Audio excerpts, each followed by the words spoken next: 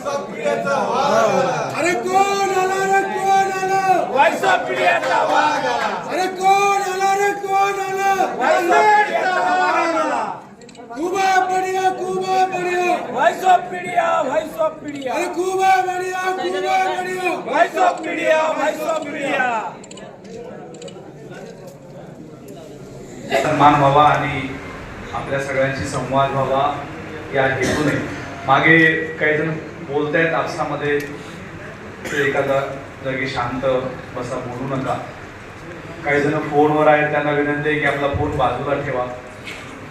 अगदी 2-3 मिनिटांमध्ये मी माझं संपवणार आहे. विजय चोरडियाजी यांचा आता पहिला सदस्य म्हणून उल्लेख झाला. म्हणजे आम्ही सगळेजण अत्यंत पैशाने फकाट असणारी माणसं, कायमस्वरूपी दारिद्र्य. मराठवाड्यामध्ये फकाट हा शब्द सगळ्यांना माहिती आहे. कोकणामधल्या माणसांना किंवा उत्तर महाराष्ट्राच्या माणसांना फकाट हा शब्द काही माहिती नसेल, पण पैसेच नाहीत कोणाकडं. म्हणजे एक काळ असा होता की विजय चोरडियाजींनी, मला आठवते, साताऱ्याला एक घटना झाली होती, एक कणकवलीला एक घटना झाली होती. त्या ठिकाणच्या लोकांना जाऊन उपचार केले होते, त्यांना पैसे, मी त्यांना फोन करायचो की तिकडं जा, इकडं जा, हे करा. पूर्ण 4 वर्षे या माणसांनी संबंध महाराष्ट्राची सेवा केली आणि खूप छान पद्धतीचं त्यांचं व्यक्तिमत्व आहे. त्यांचा प्रॉब्लेम एकच आहे की ते खूप काळजी करतात प्रत्येक गोष्टीची. त्यामुळे काही काळजी करू नका, काही होत नाही. त्यांचं म्हणणं असं होतं की किती माणसं येतील बाबा, होईल का नाही छान. मी म्हणलं सगळं छान आणि सगळं सोयीचं होणार आहे, तुम्ही काही काळजी करू नका. इथलं म्हणजे गडचिरोलीपासून चंद्रपूरपर्यंत, कणकवलीपासून ते सिंधुदुर्गपर्यंत, ठाण्या मुंबईची माणसं या केंद्र कॅम्पच्या निमित्ताने आलेली आहे. मित्रांनो, जगामध्ये पत्रकारितेची परिस्थिती अत्यंत वाईट आणि भयानक अशी आहे.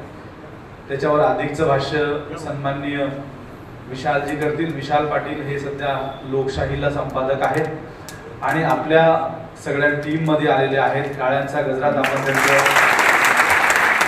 सरचिटणीस म्हणून आपण या ठिकाणी वेलकम केलेलं आहे. प्रचंड अभ्यास आहे त्यांचा प्रत्येक विषयावर. तुम्हाला आठवत असेल की आपण श्री श्री रविशंकर यांच्याबरोबर सगळ्या महाराष्ट्रातल्या पत्रकारांचं एक सेमिनार घेतलं होतं 10 दिवसाचं मेडिटेशनचं. आणि त्या मेडिटेशन सेमिनारमध्ये मला माहित नाही की संबंध जगभरातली लोक त्याच्यामध्ये सहभागी झाली होती. मला 5 वर्षामध्ये जेवढा रिस्पॉन्स संस्थेला घेऊन मिळाला नाही त्याच्यापेक्षा कितीतरी पट त्या 10 दिवसामध्ये जगभरामधून मिळाला.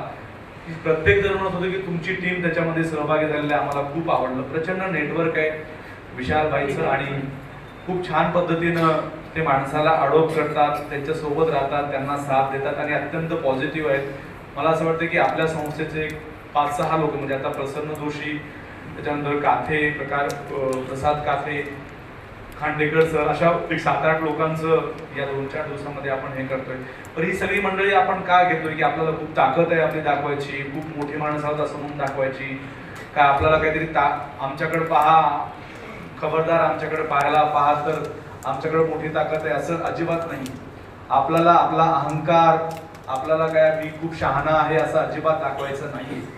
आपल्याला 4 लोकांचे आशीर्वाद घेण्यासाठी काम करायचे. ते खूप असे चेहरे आहेत की ज्या चेहऱ्यांनी माझ्यापेक्षाही त्यांचं योगदान आहे. तिकडे ओंकार बसलेला आहे, तिकडे कदम साहेब बसलेले आहेत, हिंगोलीचे अध्यक्ष. मी प्रत्येकाचे नावं सांगतो की ज्यांचं प्रचंड मोठं योगदान या संस्थेसाठी, संघटनेसाठी आहे, ज्यांनी ही संस्था उभं करण्यासाठी सुरुवातीपासून जीवाचं रान केलेलं आहे. म्हणजे प्रत्येकासोबतचे 10-10 किस्से असे आहेत की आपण त्याचं स्वतंत्र पुस्तक लिहू शकतो. या सगळ्या माणसाच्या जीवावर ही संस्था उभी आहे. आपल्या संस्थेचे 2-3 घटक आहेत. एक, अहंकार अजिबात करायचं नाही, सोबत माणूस कसाही असो. त्याच्यामध्ये 10 गुण असतील, 8 गुण खराब आहेत, 2 गुण चांगले आहेत, ते गुण घेऊन आपण त्या माणसाला सोबत घेऊन जायचं. तो साप्ताहिकाचा आहे, तो टीव्हीचा आहे, तो रेडिओचा आहे, असं न करता तो आपल्या सोबत कसा राहील याचा आपण विचार करायचा. परिस्थिती भयंकर वाईट आहे आणि या वाईट परिस्थितीला सामोरं जाण्यासंदर्भामध्ये आपली ही संस्था आहे.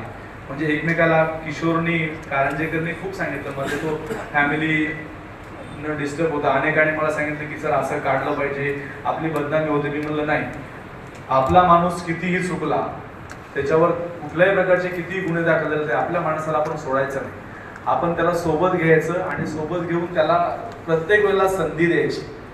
माफ करायची भूमिका आपल्यामध्ये इतकी विशाल पद्धतीनं पाहिजे की समोरच्यालाही लाजून का वगैरे त्याने म्हटलं पाहिजे की नाही यार, ही माणसं जीवाला जीव लावतात.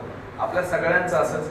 माझ्याकडे असे इतके याच्यामध्ये चेहरे आहेत ज्यांनी इतके वेळा चुका केलेल्या आहेत, तरी मी म्हणलं नाही, यांना आपण सोबत घ्यायचं, यांना सोडायचं नाही. आणि आपण कोणाला कधी काढत नाही आणि कोणाला कधी सोडत नाही. आपली भूमिका एकदम स्पष्ट आहे की लोकांचे आशीर्वाद घेण्यासाठी आपल्याला काम करायचंय, पत्रकारितेसाठी आशीर्वाद घेण्यासाठी आपल्याला काम करायचंय. हा केडर कॅम्प का आहे? तर आपण काहीतरी शिकलं पाहिजे. मुळात आपल्याला काय करायचं हे माहीतच नाही. तर अनेक जण नवीन आता पदाधिकारी आहेत, नवीन जिल्ह्याचा कारभार पाहतात, विभागाचा पाहतात, राज्याचा पाहतात. त्या प्रत्येकाला कळालं पाहिजे की आपली भूमिका नेमकी काय आहे, आपल्याला काय करायचंय, व्हॉइस ऑफ मीडिया काय आहे, त्यांना काय निर्माण करायचंय, काय उभं करायचंय. अरे पांडे साहेब कधी आले? तर या सगळ्या भूमिकेमधनं आपली भूमिका पुढे रेटत आपल्याला चांगुलपणा कसा घडवून आणायचा यासाठी हे केडर कॅम्प आहे. म्हणजे तुम्ही किती मोठे आहात, तुम्हाला आता काही जण फोटो काढतात, काही जण सेल्फी काढतात. माझी तिथं रांगोळी काढली, काही आवश्यकता नव्हती. शहरात इतके बॅनर लावले आहेत की 1-2 आमदारांना वाटेल बाबा विजय चौडे का इलेक्शनला उभे राहतात, ठीक आहे. म्हणजे काही त्याची आवश्यकता नाहीये. आपल्याला कोणाला दाखवायचं की मी किती शहाणा आहे, माझी किती ताकद आहे, काही गरज नाहीये. तुमच्या मनाचा, हृदयातला गप्पा इतका विशाल स्वरूपाचा पाहिजे की आतल्या माणसाने म्हणलं पाहिजे की नाही साल्यात तुझ्यासारखा मोठा माणूस कोणी नाही. ताकद आपल्या मनामध्ये आली. कोणाला दाखवायची, कोणाला देखावा करायची गरज नाही. तुमच्या मधला अहंकार ज्या दिवशी गळून पडेल त्या दिवशी तुमच्या मधला आतमधला माणूस जागा होईल. काय कोणाला गरज आहे? ती डेव्हिड त्या ठाण्यावरनं आलाय, रिझर्वेशन नाही, काही नाही. किती माणसं अशी इथं आहेत, मी प्रत्येकाचे नाव घेऊन सांगू शकतो की ज्यांना रिझर्वेशन नव्हतं पण ते लटकून आलेले आहेत. मला केडर कॅम्पमध्ये सहभागी व्हायचंय, मला विजय चौडे यांचा सन्मान करायचा आहे, मला संदीप काळेला भेटायचे. इतकी प्रचंड प्रेम करणारी माणसं आहेत. बघा, महाभारत 5 माणसांनी इतकं सक्सेसपणे घडवलं होतं. रामायणामध्ये 2च नट होते. आपल्याकडे ते इतकी सगळे आहेत. आपण महाभारत पण करू शकतो आणि रामायण करू शकतो, पण ते लोकांसाठी करायचं. माझी आपल्या सगळ्यांना विनंती आहे की आपल्यामधला असलेला कुठंतरी पुसटचा अहंकारी चेहरा सोडून द्या आणि एका प्रेममय भावनेने या सगळ्या चळवळीमध्ये सहभागी व्हा. मी अनिल मस्केपासून सुरुवात करतो. खरं तर मला कोणाचं कौतुक करायला आवडत नाही आणि माझं कोणी कौतुक केलं तर मला वाटत की बाबा गोळ्या घातल्या पाहिजे, आपण कशाला आपलं कौतुक करतो, काय गरज आहे. अनिल मस्केपासून मी सुरुवात करतो. अनिल मस्के बुलढाण्याचे अध्यक्ष होते, विभागाचे झाले, राज्याचे झाले आणि देशाचे झाले. मला त्यांचा एक गुणधर्म भयंकर आवडतो. त्यांना आपण सांगितलं ना की मला आता ही गोष्ट करून हवी आहे, तर ते त्यांना किती वाईट वाटते मला माहित नाही, पण ती गोष्ट मला ती करून देतात. हा चांगला गुणधर्म आहे. म्हणजे मला माझं पोरग पण माझं ऐकत नाही, घरचं तर कोणी बायको ऐकायचा संबंध नाही, कारण महिना घरीच बसतो. आपल्याला कुठल्याही यादीमध्ये कुठलंही घेतलं जात नाही, तो काही प्रश्न.